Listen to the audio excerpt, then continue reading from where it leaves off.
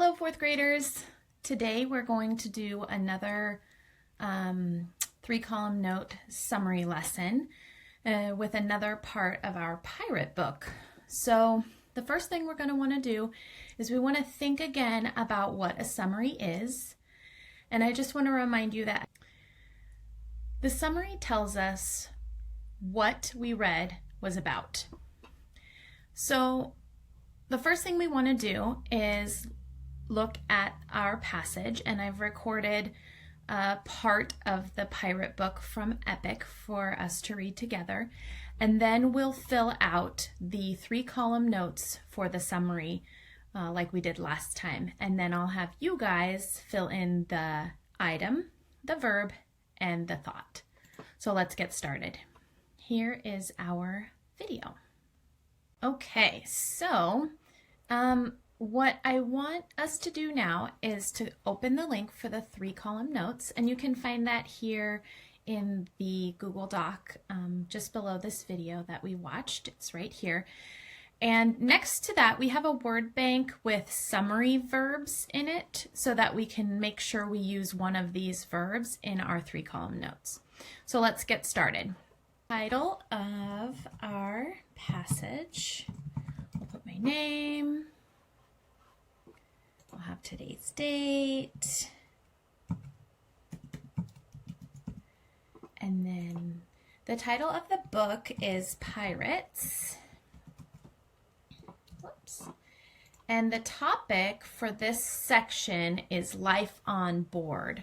So what does that tell us this part of the story is about? It tells us that the topic is what life was like on a ship. So life on a pirate ship. All right, so let's look at some of the main ideas of this section. This first part says, pirate battles and treasure hunts were exciting, but in between, life on board the ship was tough for the pirate crew. So we can say life was hard for the crew. And then it tells us some details about how life was hard.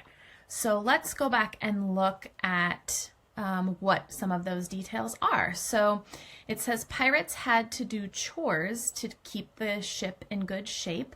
They would scrub the decks and climb the rigging to mend the sails. So in our details, we can say that pirates had to do chores. Is that surprising to you? I know my kids certainly don't like doing chores, but even pirates had to do chores.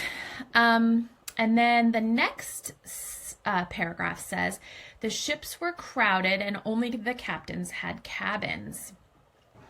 So the crew slept in hammocks and any space they could find below the deck. So they had to sleep in hammocks. I mean, for months at a time, sometimes their whole life if they were a pirate for their whole life. A hammock? That's not a very comfortable bed.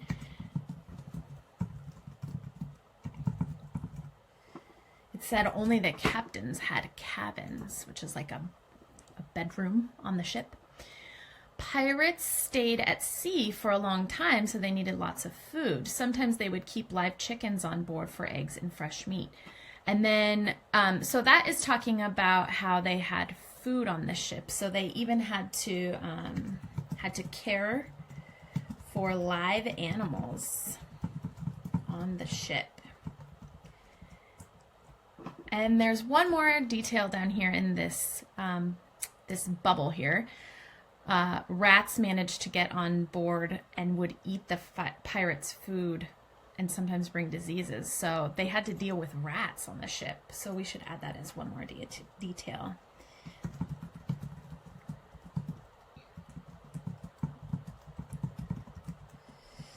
All right, so there were rats on the ships, pirates had to do chores, they had to sleep in hammocks, they had to care for live animals. All right, so I'm gonna write in the questions, sketches, and comments section, I was surprised by how hard life was for the pirates.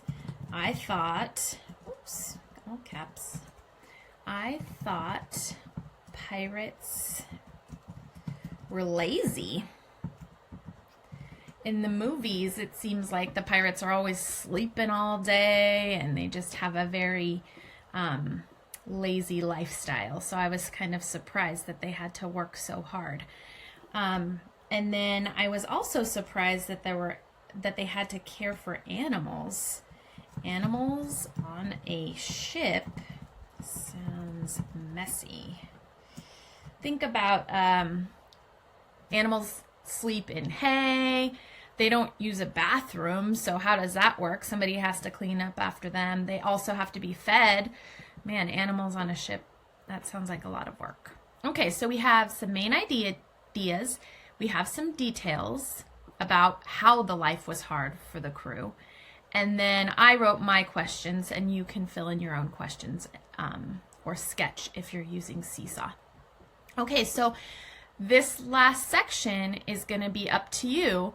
So remember, in the identify the item column, you're going to identify the text you are summarizing. That is life on the pirate ship. Then you're going to choose a verb. And this section right here, let me get my little writing tool to show you. This section, you're going to choose a verb for this section from this box that I showed you. Summary verbs. So you have to put the word compares or describes or explains or gives, lists, presents, provides, shows, tells. These verbs, these are the action words that go into this select a verb column. So make sure that you're using one of those verbs in this column. And then you're going to finish your idea, so telling what the big idea of this section of the text was. After you have these 3 columns filled in, you're going to use those 3 columns to write your sentence down here at the bottom. After you write your sentence, you need to read it back to yourself to see if it makes sense. If it doesn't make sense, then you mixed something up and you need to try again. All right, guys. Thanks so much. Have a good week.